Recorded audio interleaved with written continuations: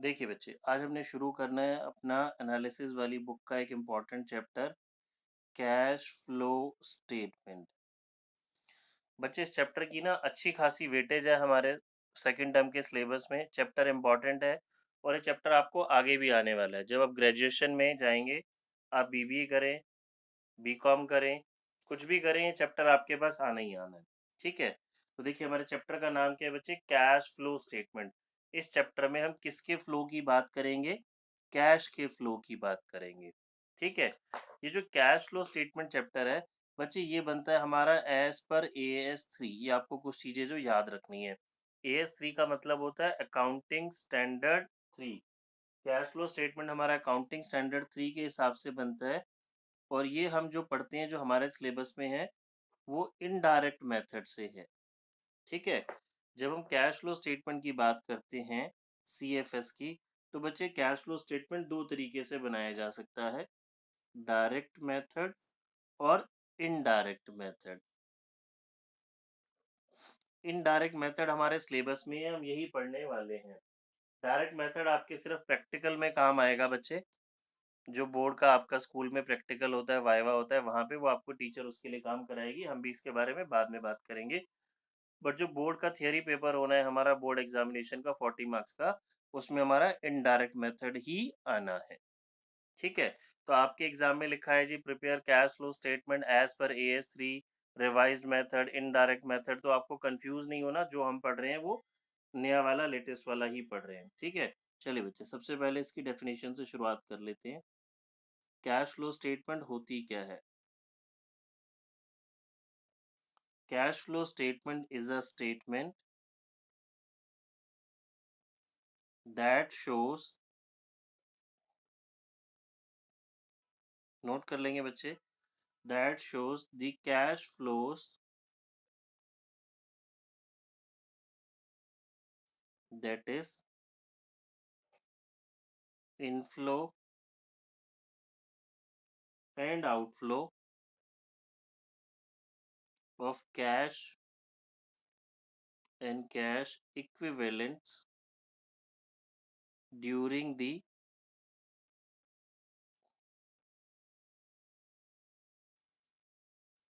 accounting period from operating, investing and financing activity।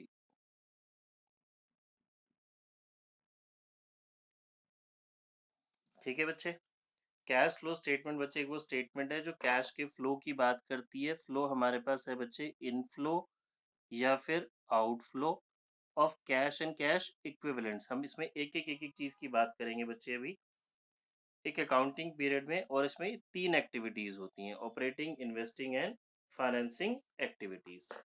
ठीक है बच्चे, अब कैश फ्लो में कितनी एक्टिविटीज होती हैं अगर हम बात करें, तो तीन एक्टिविटीज की बात होगी बच्चे इस चैप्टर में, operating, investing and financing activity. ठीक है बच्चे, तीन एक्टिविटीज की बात होगी, ऑपरेटिंग, इन्वेस्टिंग एंड फाइनेंसिंग। और पूरे चैप्टर के अंदर हर एक्टिविटी के अंदर बच्चे हमारे पास दो तरह का फ्लो होगा, या तो होगा इनफ्लो या फिर होगा आउटफ्लो। इनफ्लो का मतलब है बच्चे पैसा आना, आउटफ्लो का मतलब है पैसा जाना। ठीक है, चलिए ये इनकी तो बात हम बाद में करेंगे, पहले इनफ्लोज और आउटफ्लो समझते हैं। आज हम चैप्टर के ना पूरे बहुत सारे बेसिक बेसिक सी बात करेंगे, बहुत इंपॉर्टेंट चीजें सीखेंगे, जिससे आपको चीजें क्लियर हो जाएंगी।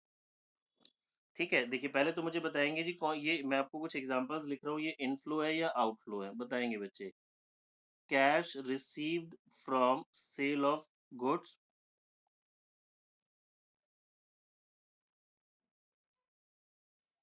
बताओ बच्चे जी, इनफ्लो है या आउटफ्लो है?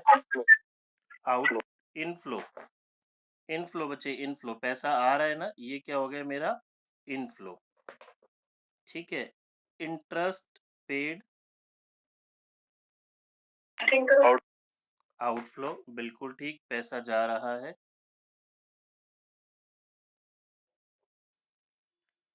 परचेज ऑफ फिक्स्ड एसेट्स,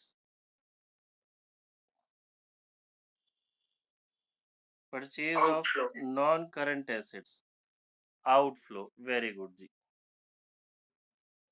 जितना ही बातें हम अच्छे से समझ लेंगे चैप्टर हमारे लिए इजी होने वाला है। Sale of investment, sale of investment inflow. ठीक है बच्चे, चैट बॉक्स यूज करो और ये म्यूट कर लो, किसने अनम्यूट किया है। सेल ऑफ इन्वेस्टमेंट, हमने इन्वेस्टमेंट बेची, पैसा आया। Issue of preference share, chat box में रिप्लाई करेंगे बच्चे। इशू ऑफ प्रेफरेंस शेयर्स,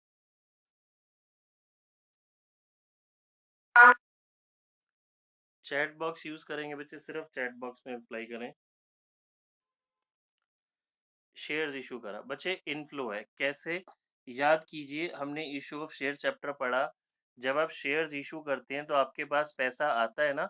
हम तो बात कर रहे हैं इसमें फ्लो की, इनफ्लो है या आउटफ्लो है, यानी कि पैसा आ रहा है या पैसा जा रहा है।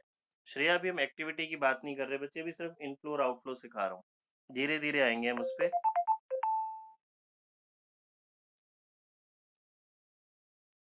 सर, हाँ जी, हमारा एग्जाम में सिर्फ इनडायरेक्ट आ रहा है ना। इनडायरेक्ट है, डायरेक्ट नहीं करना आपने, डायरेक्ट कुछ नहीं करना।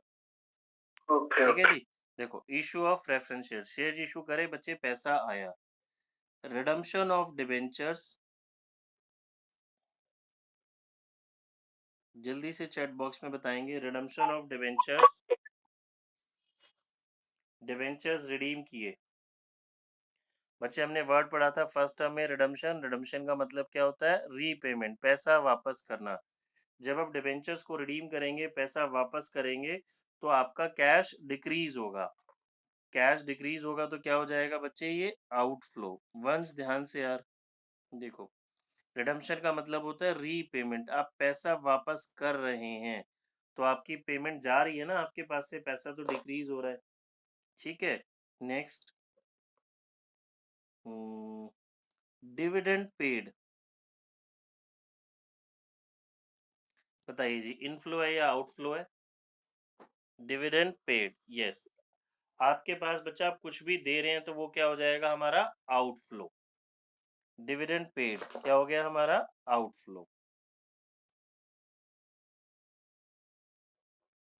Yes. Interest receive,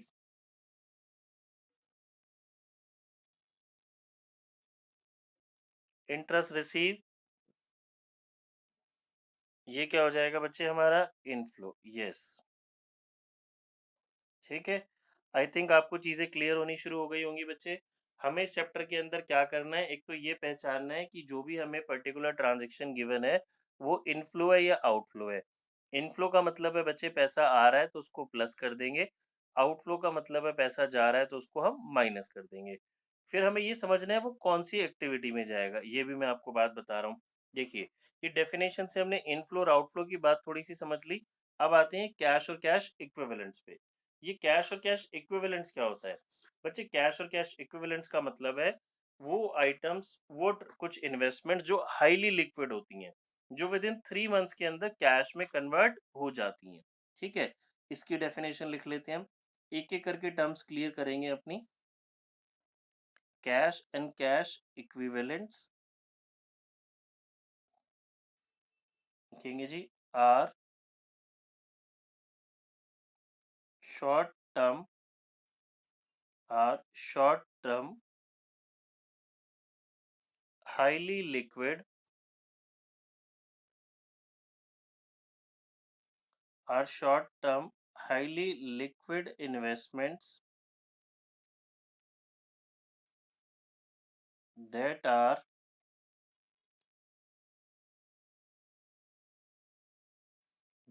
readily convertible,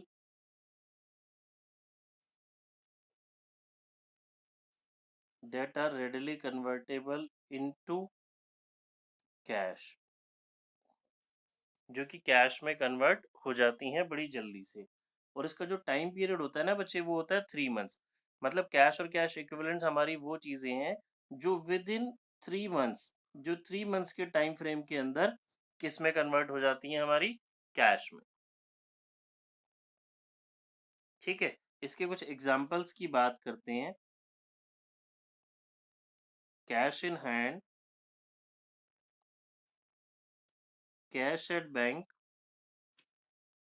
marketable securities,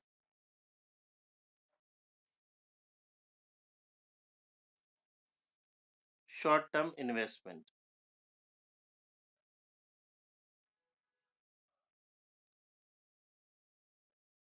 ये हमारे बच्चे किसके एग्जांपल हो गए, कैश एंड कैश इक्विवेलेंट्स के। Cash in hand, cash at bank, short term investment, marketable securities. Clear है। अब ये जो कैश और कैश इक्विवेलेंट्स होते हैं ना, इसमें हम चेक करते हैं जी इनफ्लो हो रहा है या आउटफ्लो हो रहा है। बच्चे ये हमारी ना एक तरह की पॉकेट्स होती हैं। ठीक है, अगर मैं अपनी इस पॉकेट से पैसा निकाल के पॉकेट नंबर 2 में पैसा डाल देता हूँ, तो मुझे बताएंगे कैश का इनफ्लो है, आउटफ्लो है, नो फ्लो है। मैंने पैसा अपनी शर्ट की एक पॉकेट में से निकाल के दूसरी पॉकेट में ट्रांसफर कर दिया, तो बच्चे ये क्या हो गया, नो फ्लो। तो याद रखेंगे, जब कभी भी कैश है, जब कभी भी कैश सॉरी इनमें आपस में मूवमेंट हो रही है, पैसा कैश से बैंक में डिपॉजिट हो रहा है, बैंक से मैं कैश विड्रॉ कर रहा हूँ, मार्केटेबल सिक्योरिटीज से कैश में आ रहा है, या मार्केट कैश को मार्केटेबल सिक्योरिटीज में कन्वर्ट कर रहा हूँ, तो बच्चे वो क्या हो जाएगा, मेरा नो फ्लो। इसको याद रखने का इजी तरीका आप याद रखिए, ये हमारी पॉकेट्स के नाम है। अगर मैं मेरा ही पैसा मेरे पास ही है, अपनी पॉकेट से एक पॉकेट से निकाल के दूसरी पॉकेट में ट्रांसफर करूंगा, तो ना मेरे पास कैश इंक्रीज हुआ, ना मेरे पास से कैश डिक्रीज हुआ। क्लियर है। देखिए, हमने बात कर ली कैश और कैश इक्विवेलेंट्स की, इनफ्लो और आउटफ्लो समझ लिया। अब आ जाते हैं एक्टिविटीज पे। देखिए बच्चे, हमने देखा जो कैश फ्लो स्टेटमेंट है, ये हमारी ना 3 एक्टिविटीज में डिवाइडेड होता है बच्चे। ऑपरेटिंग एक्टिविटी, इन्वेस्टिंग एक्टिविटी और फाइनेंसिंग एक्टिविटी। ऑपरेटिंग, इन्वेस्टिंग और फाइनेंसिंग एक्टिविटी। हम अभी यहाँ से बात करेंगे। इन्वेस्टिंग एक्टिविटी का क्या मतलब होता है बच्चे, जहाँ पे हम पैसा इन्वेस्ट करते हैं। इन्वेस्टिंग एक्टिविटी से क्या मतलब है, जहाँ पे आप पैसा इन्वेस्ट करते हैं, वो कौन सी एक्टिविटी कहलाता है, इन्वेस्टिंग एक्टिविटी। देखिए बिजनेस, हम भी बात कर रहे हैं कंपनी की, कंपनी अकाउंट्स पढ़ रहे हैं ना, तो बिजनेस कहाँ पे पैसा इन्वेस्ट करता है, land, building, plan, machinery, investment, furniture. तो इन सब के लिए इन्वेस्टिंग एक्टिविटी को हम छोटा कर देते हैं याद करने के लिए, तो हम एक वर्ड याद कर लेते हैं, नॉन करंट एसेट्स या फिर fixed assets. Non current assets या फिर फिक्स एसेट्स। अगर कोई भी मेरे पास क्वेश्चन में लिखा आ जाए जी land, building, plan, machinery, investment, तो मुझे याद रखना है वो मेरी कौन सी एक्टिविटी हो जाएगी, इन्वेस्टिंग एक्टिविटी। जो हमने फॉर्मेट बच्चे इसका लिखा था ना, मैंने आपको पीडीएफ सेंड की थी और बोला था लिख लेंगे, तो हम उसी फॉर्मेट को समझ रहे हैं। ये भी हम उसी फॉर्मेट को छोटा कर रहे हैं। तो देखिए, अगर क्वेश्चन में land, building, plan, machinery, furniture लिखा है, तो वो कौन सी एक्टिविटी हो जाएगी, हमारी इन्वेस्टिंग एक्टिविटी। या फिर मेरे को वर्ड मिल जाएगा नॉन करंट इन्वेस्टमेंट। ठीक है, तो ये मेरी कौन सी एक्टिविटीज में आ जाएगा, इन्वेस्टिंग एक्टिविटीज में। अब मान लीजिए मैंने रिलायंस कंपनी के शेयर्स खरीदे, तो मुझे बताएंगे मैंने शेयर्स में पैसा इन्वेस्ट किया रिलायंस कंपनी के, तो वो मेरी ऑपरेटिंग एक्टिविटी है, इन्वेस्टिंग है या फाइनेंसिंग एक्टिविटी है, बताएंगे बच्चे। इन्वेस्टिंग एक्टिविटी है, वो मेरी इन्वेस्टिंग एक्टिविटी है। अब मैंने जब पैसा इन्वेस्ट किया, मैं उस कंपनी का शेयर होल्डर बन गया, तो शेयर होल्डर को कंपनी प्रॉफिट का कुछ हिस्सा देती है, जिसे हम क्या बोलते हैं, डिविडेंड। तो यानी कि अब अगर मुझे डिविडेंड मिल रहा है, अब अगर मुझे डिविडेंड मिल रहा है, इंटरेस्ट मिल रहा है, डिविडेंड मिल रहा है, इंटरेस्ट मिल रहा है, तो ये मेरी कौन सी एक्टिविटी हो जाएगा जी, इन्वेस्टिंग एक्टिविटी।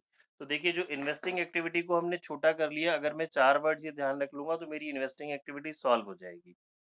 ठीक है, कैसे, कोई भी आपके पास नॉन करंट एसेट्स आ जाए, land, building, plan, machinery, furniture, fix assets आ जाए, नॉन करंट इन्वेस्टमेंट आ जाए, तो वो कौन सी एक्टिविटी में चला जाएगा, इन्वेस्टिंग एक्टिविटी में। फाइनेंसिंग से मतलब होता है बच्चे बिजनेस कहाँ से फाइनेंस होता है। ठीक है, अब बिजनेस कहाँ से फाइनेंस होता है जी? कोई भी हम जब बिजनेस की बात करते हैं तो या तो अपना पैसा होता है या उधार का पैसा होता है बाहर वाले का। ठीक है बच्चे? या तो अपना पैसा होगा या बाहर वाले का पैसा होगा। अपना पैसा होगा तो उसे बोला जाता है जी इक्विटी या शेयर्स। उधार हो गया तो मेरे पास हो गया डिबेंचर यानी कि डेब्ट, या फिर क्या हो गया, लोन। तो जैसे ही अगर मैं वर्ड पढ़ता हूँ क्वेश्चन में, equity share, preference shares, liability side है मेरी, ये डेप्ट है, डिबेंचर है, लोन है, तो ये मेरी कौन सी एक्टिविटी चालू हो जाएगी बच्चे? ये फाइनेंसिंग एक्टिविटी। ठीक है। अगर क्वेश्चन में वर्ड लिखा है equity share, preference share, debenture, डेप्ट, लोन, तो हमारी कौन सी एक्टिविटी है? ये फाइनेंसिंग एक्टिविटी। और जब मेरी कंपनी ने शेयर्स इशू करे हुए हैं तो मुझे शेयर्स इशू करने के ऊपर क्या देना पड़ेगा अपने शेयर होल्डर्स को? डिविडेंड। तो डिविडेंड पेड भी फाइनेंसिंग एक्टिविटी है। डिवेंचर के ऊपर हमें क्या पे करना पड़ेगा? इंटरेस्ट। तो वो भी कौन सी एक्टिविटी है हमारी? Financing activity. देखिए फॉर्मेट को हमने कितना छोटा कर लिया, अभी हमने ऑपरेटिंग की बात नहीं की। जैसे ही मेरे पास वर्ड आएगा शेयर, डिवेंचर, लोन या डिविडेंड पेड, इंटरेस्ट पेड, तो मुझे फटाफट से क्लिक करना चाहिए जी, उसका मैं सॉल्यूशन कौन सी एक्टिविटी में लिखूंगा? फाइनेंसिंग एक्टिविटी में। ठीक है। ये कौन सी एक्टिविटी में चला जाएगा बच्चे मेरे? फाइनेंसिंग एक्टिविटी में। क्लियर हो रही है बात? आगे आते हैं। देखो जी, हमने पढ़ा, हम कंपनी अकाउंट्स पढ़ रहे हैं। कंपनी में जो बैलेंस शीट बनाते हैं वो तो वर्टिकल बनाते हैं ना। मैं आपको भी एक हॉरिजॉन्टल बैलेंस शीट बना के दिखा रहा हूँ, जैसे हम पार्टनरशिप में बनाते हैं। और आपसे कुछ चीज़ें पूछूंगा, आप मुझे बताएंगे उसका आंसर क्या होगा। ये हमारी हो गई एसेट साइड, लाइबिलिटी साइड, और यहाँ पे कुछ फिगर्स लिख लेते हैं हम। ये हमारा बच्चे करंट ईयर, प्रीवियस ईयर, यहाँ पे लिखा है land and building, plant and machinery, furniture and fixture. ठीक है। देखिए जितना हमने सीखा है उसको हम पक्का कर रहे हैं अभी। करंट ईयर, प्रीवियस ईयर, आज हम बुक से क्वेश्चंस नहीं करेंगे, सारे कॉन्सेप्ट ही सीखने वाले हैं। Loan, equity shares, debentures. यहाँ पे फिगर है जी हमारी 10 लाख, 12 लाख, 12 लाख, 10 लाख और 10 लाख और 10 लाख। ठीक है। चलिए जी, मुझे बताएंगे, मुझे क्वेश्चन गिवन है एग्जाम में। मुझे एग्जाम में ना बेसिकली बैलेंस शीट ही गिवन होगी, वो जो हमने कंपनी अकाउंट्स में हमने पढ़ी थी वर्टिकल फॉर्मेट में। मुझे इसमें से चीज़ें बस देखनी है, आर्टिकल्स, कि कौन सी ऑपरेटिंग है, कौन सी इन्वेस्टिंग है, कौन सी फाइनेंसिंग और इनफ्लो है या आउटफ्लो है। देखिए जितना भी हमने सीखा उसकी बात करते हैं। चलिए जी, अब यहाँ पे लिखा लैंड एंड बिल्डिंग, मुझे बच्चे चैट बॉक्स में बताएंगे कौन सी एक्टिविटी में जाएगा land and building. Chat box use करेंगे, इन्वेस्टिंग एक्टिविटी बच्चे, चैट बॉक्स सिर्फ। ये जैसे ही मैंने देखा लैंड एंड बिल्डिंग है, अभी हमने उसको सीखा ना कि कोई भी नॉन करंट एसेट्स आ जाएगी तो कौन सी एक्टिविटी हो जाएगी? इन्वेस्टिंग। ठीक है। अब मुझे देखना है बच्चे मेरा इनफ्लो होगा या आउटफ्लो होगा, ये बात समझनी है। देखिए प्रीवियस ईयर में 12 लाख था, अभी करंट ईयर में कितना हो गया मेरा? 10 लाख। ठीक है। तो लैंड एंड बिल्डिंग क्या हो गई जी? डिक्रीज हो गई। डिक्रीज कब होगी? अब इसको बच्चे आउटफ्लो में नहीं लिखना मुझे। क्यों? लैंड एंड बिल्डिंग डिक्रीज हुई, डिक्रीज होने का मतलब मैंने सेल किया, सेल किया तो पैसा आया। ये इन्वेस्टिंग एक्टिविटी का बच्चे हो जाएगा इनफ्लो। तो यानी कि ये इन्वेस्टिंग एक्टिविटी में क्या होगा? प्लस। जितनी बात आप ये अच्छे से समझ लेंगे हमारा चैप्टर उतना ही इजी हो जाएगा। ठीक है। अगला देखो जी, ये मेरा प्रीवियस ईयर में 12 लाख था, अभी कितना हो गया? 10 लाख। लैंड एंड बिल्डिंग मेरी क्या हो गई जी? डिक्रीज हो गई। लैंड एंड बिल्डिंग डिक्रीज कब होगी? जब मैं सेल करूंगा, सेल करा तो मेरे पास पैसा आया, पैसा आया तो इनफ्लो हो गया, प्लस होगा। और कौन सी एक्टिविटी में? वो हमें नाम पढ़ के पता चल गया कौन सी एक्टिविटी में जाएगा? इन्वेस्टिंग एक्टिविटी में। ठीक है। मैं आपको इसको समझाने के लिए, एक तो ये हमारा लॉजिक हो गया और दूसरा एक इसका ना रूल बताता हूँ। देखो इसको हम बोल देते हैं जी अपना गोल्डन रूल इस चैप्टर का। क्या गोल्डन रूल है? ध्यान से आप समझेंगे बच्चे। हमारे पास हैं या तो एसेट्स हैं या लायबिलिटीज हैं। ठीक है। अब देखिए एसेट्स मेरी इंक्रीज होगी या डिक्रीज होगी? तो इकोनॉमिक्स में आप एक वर्ड पढ़ते हैं ना, direct relationship, inverse relationship. Assets के साथ इस चैप्टर में कैश का इनवर्स रिलेशनशिप है, ऐसे याद रखिए। एसेट्स बढ़ेगी तो आपने उसको क्या करना है, माइनस। कम होगी तो क्या करना है, प्लस। लाइबिलिटीज में डायरेक्ट रिलेशनशिप हो गया जी, इंक्रीज एंड डिक्रीज। लाइबिलिटी बढ़ रही है तो प्लस, घट रही है तो माइनस। ये हमारा हो गया जी इसका रूल। इसको याद रखने का तरीका, शॉर्टकट रटने वाला मेथड। लॉजिक भी मैं सिखा रहा हूँ, ऐसे भी बता रहा हूँ, जिस बच्चे को जैसे समझ में आए। देखिए, अब ये मेरी जो लैंड एंड बिल्डिंग थी, एसेट्स है, डिक्रीज हो रही थी ना पिछले साल से। अब ये डिक्रीज हो रही थी तो इसको आपने क्या करना है, प्लस। ठीक है लामिन, अगर आपको लॉजिक समझ में आ गया तो भी ठीक है, नहीं तो आप ऐसे भी लर्न कर लीजिए। चलिए अगला, प्लांट एंड मशीनरी। मुझे बताओ जी कौन सी एक्टिविटी में जाएगा, ऑपरेटिंग, इन्वेस्टिंग या फाइनेंसिंग? और इनफ्लो और आउटफ्लो पूरा बताओ, चैट बॉक्स में बताएंगे सिर्फ कौन सी एक्टिविटी में जाएगा, प्लांट एंड मशीनरी, और इनफ्लो है या आउटफ्लो है।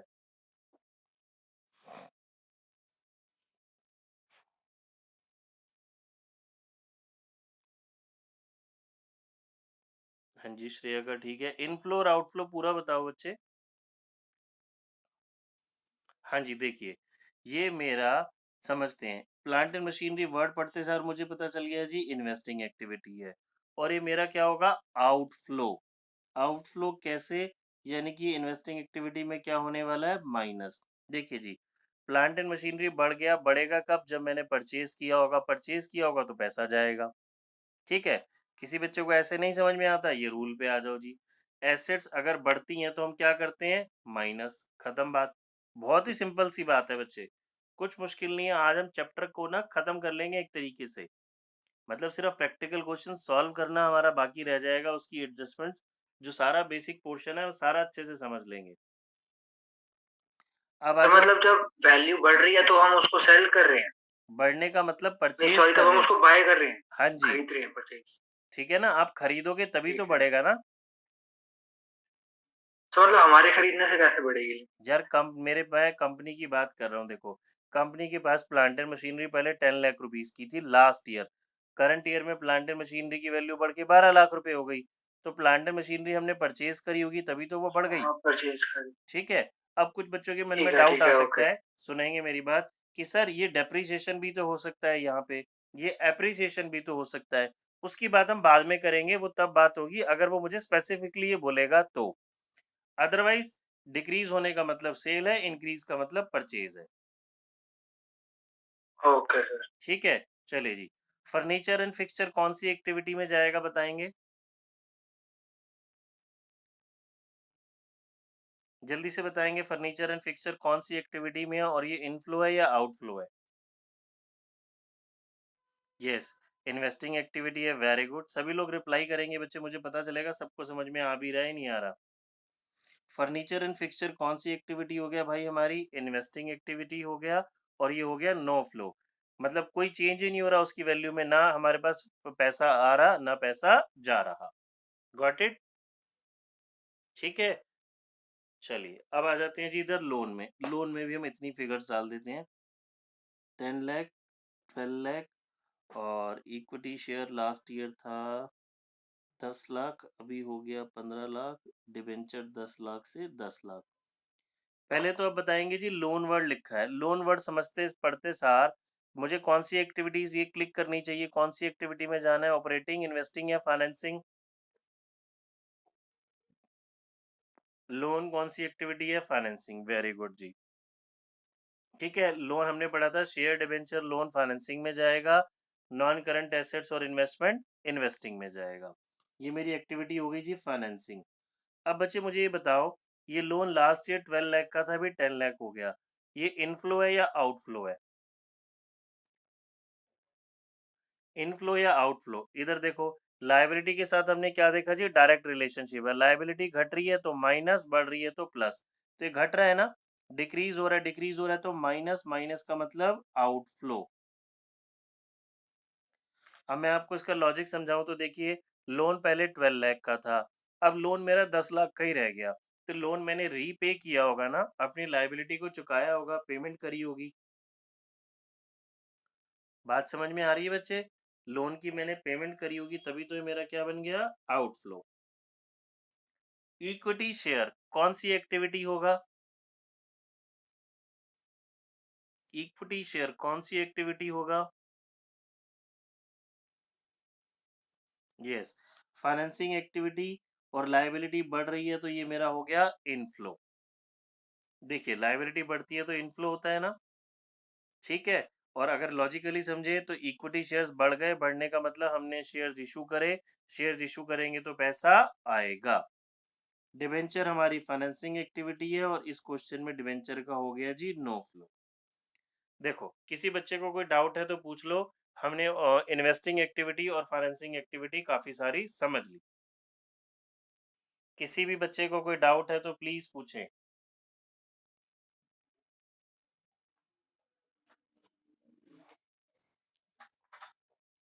ठीक है, अब देखो जी, अब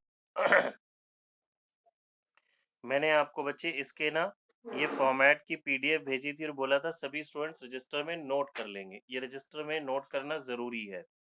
ठीक है, अब देखिए जो हमने समझा उसको एक बारी चेक कर लेते हैं जी, क्या उतनी बात हमें समझ में आ रही है। देखिए cash flow in from investing activities है, ये हमारा फॉर्मेट है बच्चे। इस तरीके से हमारा पूरा क्वेश्चन हमें सॉल्व करना है, ये कि स्टेटमेंट बनानी होती है। तो अब इसको समझते हैं। Cash flow from investing activity अभी हमने बात करी। अब आप ये पूरा रीड कीजिए, देखिए आपको समझ में आ रहा है, कोई ऐसा वर्ड तो नहीं है जो आपको क्लिक नहीं कर रहा कि इन्वेस्टिंग में क्यों आ रहा है। एसेट्स बेचा plus investment, investing, interest receive, dividend receive plus, इन सारी एक्टिविटी से पैसा आ रहा है ना बच्चे। फिक्स एसेट्स खरीदी तो पैसा गया, इन्वेस्टमेंट खरीदी तो पैसा गया, गुडविल खरीदी तो पैसा गया। तो ये सारी मेरी कौन सी एक्टिविटीज में आ जाएगा बच्चे, इन्वेस्टिंग एक्टिविटीज में। क्लियर है। हम फिर इन्वेस्टिंग एक्टिविटी का टोटल करेंगे, या तो ये मेरा जो आंसर आएगा बच्चे इसका पॉजिटिव आएगा या नेगेटिव आएगा। पॉजिटिव आएगा तो बोलेंगे cash flow from investing activities, negative आएगा तो cash used in investing activities. या तो पॉजिटिव आएगा या नेगेटिव आएगा। पॉजिटिव आएगा तो आप क्या वर्ड यूज करेंगे, कैश फ्लो फ्रॉम। नेगेटिव आएगा तो क्या वर्ड यूज करेंगे, कैश यूज्ड इन। ठीक है, बात समझ में आ रही है बच्चे। इन्वेस्टिंग एक्टिविटी में किसी को भी कोई डाउट है तो पूछ लो।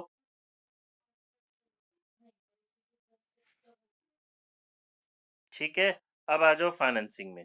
देखिए जितना हमने पढ़ा उसको फॉर्मेट के साथ भी मैच कर लेते हैं। फाइनेंसिंग के लिए हमने क्या वर्ड देखे थे, शेयर, डिबेंचर, लोन। अगर लायबिलिटी इंक्रीज हो रही है तो हम उसको ऐड कर रहे थे, लायबिलिटी डिक्रीज हो रही है तो हम उसको माइनस कर रहे थे। बच्चे रीड करेंगे, सारा कोई डाउट होगा तो पूछेंगे।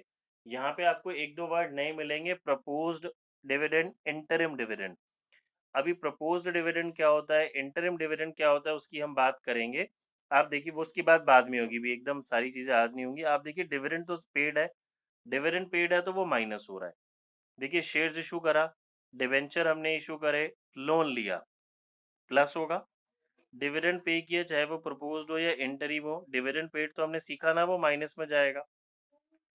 प्रेफरेंस शेयर्स की रिडम्पशन करी, रिडम्पशन मतलब रीपेमेंट, डिबेंचर्स की रिडम्पशन करी, लोन रीपे करा, इंटरेस्ट पे रीपे करा। तो ये कौन सी एक्टिविटी हो गया बच्चे, हमारी फाइनेंसिंग। क्लियर है। अगेन जब हम पूरी फाइनेंसिंग एक्टिविटी कर लेंगे, मेरा आंसर पॉजिटिव आएगा या नेगेटिव आएगा। पॉजिटिव आएगा तो क्या बोलेंगे, कैश फ्लो फ्रॉम। नेगेटिव आएगा तो कैश यूज्ड इन। फाइनेंसिंग के आंसर को सी मार्क करेंगे, ऑपरेटिंग इन्वेस्टिंग के आंसर को बी मार्क करेंगे।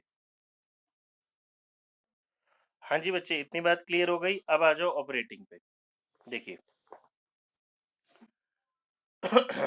ऑपरेटिंग में बच्चे हमारे पास शुरुआत होगी सबसे पहले नेट प्रॉफिट बिफोर टैक्स से। ये कैसे निकलेगा इसकी हम बात अभी करेंगे। फिर देखिए हमने एक हेडिंग दी है, add non cash and non operating expenses. Non cash and जो नॉन ऑपरेटिंग एक्सपेंसेस होते, ओ सॉरी बच्चे सॉरी, देखो मैं दोबारा बताता हूँ। हमने अब शुरुआत करना है ऑपरेटिंग एक्टिविटीज से। ऑपरेटिंग एक्टिविटी में सबसे पहले आएगा NPBT, net profit before tax. ये कैसे कैलकुलेट होगा इसकी बात हम नेक्स्ट क्लास में करेंगे। फिर हमने ऐड करना है non cash and non operating expenses. देखिए हमारा ये जो मेथड है इनडायरेक्ट मेथड है ना, तो हमने बच्चे रिवर्स ऑर्डर में काम करेंगे। जो लॉसेज है ना उन लॉसेज को हम प्लस करेंगे।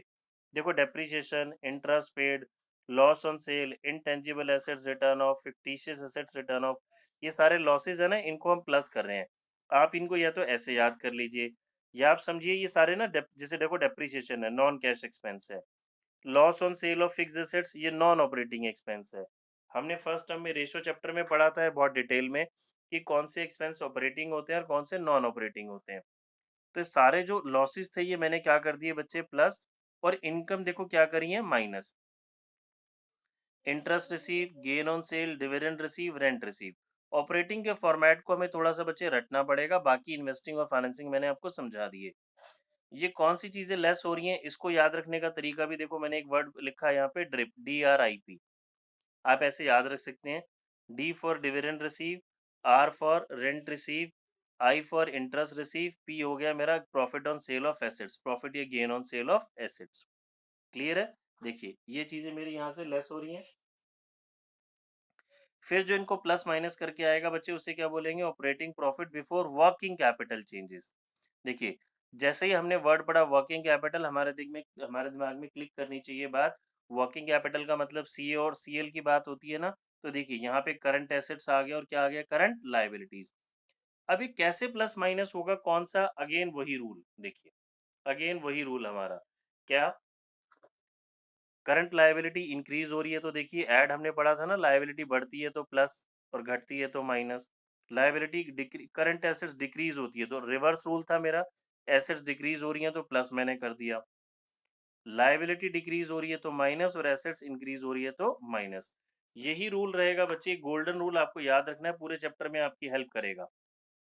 इनफ्लो और आउटफ्लो में ये हमने सीख लिया, ये रूल याद करना है बस, इसके बाद चैप्टर में कुछ खास बचेगा नहीं हमारा। फिर जो इनको प्लस माइनस करके आया बच्चे उसे क्या बोलेंगे, cash generated from operations, tax paid minus कर देंगे तो मेरा आ जाएगा ऑपरेटिंग एक्टिविटी का आंसर। अगेन ये पॉजिटिव आ गया तो कैश फ्लो होगा, नेगेटिव आ गया तो कैश यूज्ड होगा। ठीक है, देखिए फिर ऑपरेटिंग के आंसर को हमने ए मार्क करना है, इन्वेस्टिंग के आंसर को बी, फाइनेंसिंग के आंसर को सी। एंड में हमने कर देना है जी A प्लस बी प्लस सी, तीनों के आंसर्स को प्लस कर देंगे। पॉजिटिव आ गया तो नेट इंक्रीज, नेगेटिव आ गया तो नेट डिक्रीज। ठीक है, और कैश एंड कैश इक्विवेलेंट्स में पैसे की मूवमेंट हो रही है तो वो हो गया हमारा नो फ्लो। क्लियर? ये फॉर्मेट मैंने आपको बच्चे बार बार बोल रहा हूँ, इसकी PDF सेंड कर दी थी, रजिस्टर में लिख लेंगे। आई होप सभी को फॉर्मेट क्लियर हुआ होगा। नेक्स्ट क्लास में हम और आगे बात करेंगे इसकी। अब मैं आपको कुछ चीजें और रिवाइज कराता हूँ दोबारा, देखिए। अभी बता रहा हूँ, देखो ऑपरेटिंग के लिए मैं कुछ चीजें आपको दोबारा कराता हूँ। अब आप देखो अगेन हमें ये बैलेंस शीट गिवन है, मैं आपको कुछ चीजें करा रहा हूँ दोबारा। Current year, previous year, current year, previous year. ठीक है, चैट बॉक्स यूज करेंगे बच्चे बस, और कोई बोलेगा नहीं। यहाँ पे लिखा है ट्रेड पेएबल, लायबिलिटी साइड है, ट्रेड पेएबल प्रीवियस ईयर में 15,000 था, अभी 10,000 हो गया। अब मुझे बताओ पहले तो ये कौन सी एक्टिविटी है, ऑपरेटिंग, इन्वेस्टिंग और फाइनेंसिंग, जल्दी से बताएंगे।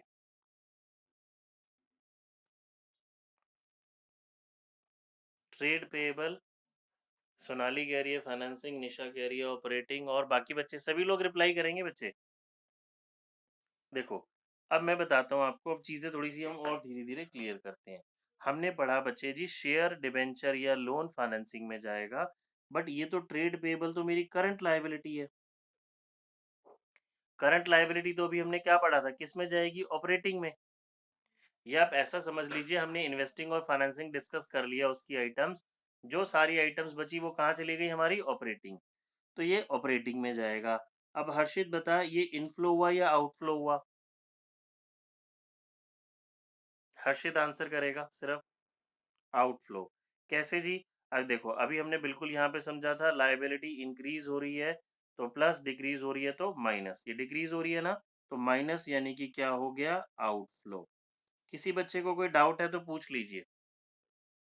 देखो हमने क्या समझा, अगर नॉन करंट लायबिलिटी है तो वो चला गया जी फाइनेंसिंग, नॉन करंट लायबिलिटी।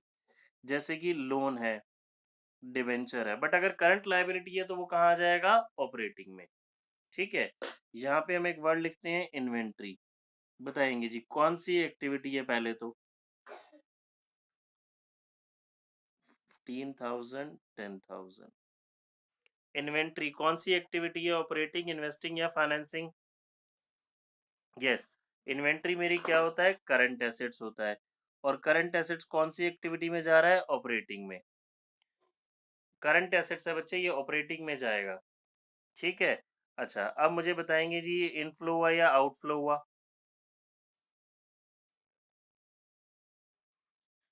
ये हो गया मेरा, क्या हुआ बच्चे? आउटफ्लो या इनफ्लो? ये लिखा हुआ सामने आपके पास रूल। आउटफ्लो। ये बढ़ रहा है, माइनस का मतलब आउटफ्लो होता है ना भाई, एसेट्स बढ़ रही है तो एसेट्स का रूल तो वही रहेगा। ठीक है, आउटफ्लो, वेरी गुड। देख, हर्षित, मैं दोबारा क्लियर कर रहा हूँ, सभी बच्चों को बात समझेंगे। हमने एसेट्स की बात की, एसेट्स का रूल वही है। दो तरह की एसेट्स हो गई, नॉन करंट एसेट्स और मेरी करंट एसेट्स। ठीक है जी। नॉन करंट में भी हम टेंजिबल की बात कर रहे हैं। जो मेरी नॉन करंट एसेट्स यानी कि fix assets, land, building, plant, machinery, furniture हो गया, ये मेरा हो गया जी। ये नॉन करंट एसेट्स। और करंट एसेट्स ये मेरी कहाँ जा रही है? इन्वेस्टिंग में। ये मेरी कहाँ पे जा रही है? ऑपरेटिंग में। Land, building, plant, machinery, furniture. बात समझ में आ गई? नॉन करंट एसेट्स के भी अंदर हम पर्टिकुलरली किसकी बात कर रहे हैं? फिक्स एसेट्स की बात कर रहे हैं, टेंजिबल एसेट्स की बात कर रहे हैं। क्लियर है? और ये कहाँ चला गया? ऑपरेटिंग। ये रूल तो यही रहेगा मेरा। लायबिलिटीज में आ जाओ। मेरी लॉन्ग टर्म लायबिलिटीज या नॉन करंट लायबिलिटीज और current liabilities. Non current liabilities कहाँ चली गई? फाइनेंसिंग। ये कहाँ चली गई? ऑपरेटिंग। ये वाला रूल यही रहेगा, इंक्रीज डिक्रीज वाला। देख हर्षित, बात समझ में आ गई?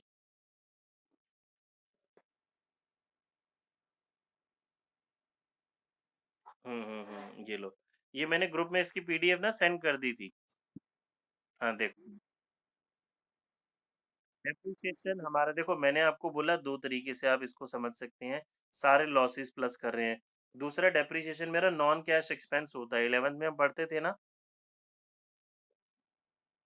ठीक है, देखो, और माइनस कर रहे हैं, जो भी आपके पास पैसा आ रहा है वो आप माइनस कर रहे हो। ठीक है, चलिए बच्चे छोड़ देते हैं। आज हमने कोई भी क्वेश्चन नहीं करा, सिर्फ इस पूरे फॉर्मेट को समझा है। आपके स्कूल में तो इतने